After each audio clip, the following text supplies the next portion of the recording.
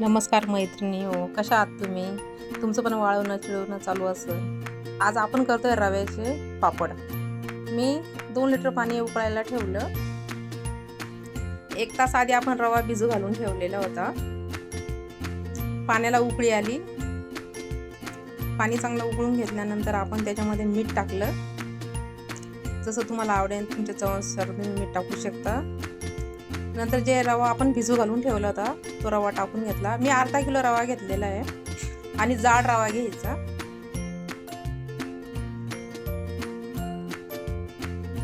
सर्व बेग घालून घेतल्यानंतर त्याला उकळी काढून घ्यायची आपल्याला. म्हणजे हे बघा शिजत आलं ते. आता त्याला उकळी काढून घेतली आपण एक. त्याच्यामध्ये आता आपण जिरा टाकूया.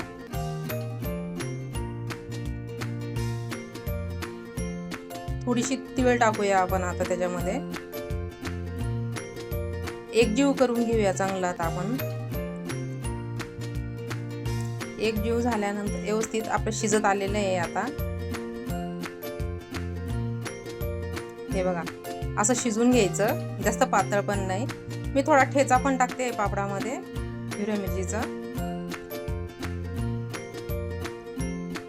थोडं खायला चवदार लागतं त्याच्यामुळे मी पण ठेचा टाकला. आणि कोथिंबीर पण टाकते मी त्याच्यामध्ये. आपण पापड खार वगैरे काही टाकलेलं नाही त्याच्यामध्ये. आपण फक्त मीठ वापरलेलं आहे. जास्त पातळ पण नाही करायचं आणि जास्त जाड पण नाही. आपल्याला पळीनं पापड टाकता येतील तसं. मला कोथिंबीर थोडी वाटत होती, परत मी कोथिंबीर टाकली त्याच्यामध्ये. सर्व एकत्र एकजीव करून घ्यायचं चांगलं. जिरा, तीळ, ठेचा, कोथिंबीर आणि एक चांगली मोठी उकळी येऊ द्यायची. नंतर मी पान कापड आथरून छोटे छोटे 2 चमच्याचे मी पळी पापड टाकून घेतले.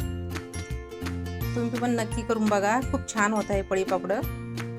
ते पण रव्याचे, पण जाड रवा वापरा.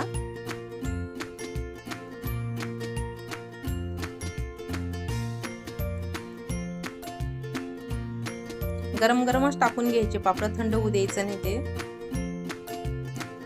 हे बघा तळून पण बघितलं मी. हे बघा तळून असे एकदम छान होता. आपण पापड खार बिलकुल टाकलेलं नाही, फक्त मीठ टाकलेले आहे आपण त्याच्यामध्ये.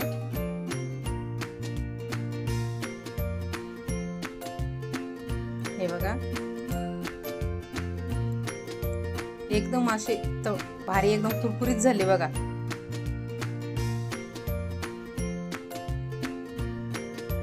तुम्ही पण नक्की करून बघा. आणि तुम्ही कुठून बघता व्हिडिओ ते नक्की सांगा मला. आणि माझ्या चॅनलला सबस्क्राईब करा, लाईक करा आणि शेअर करा.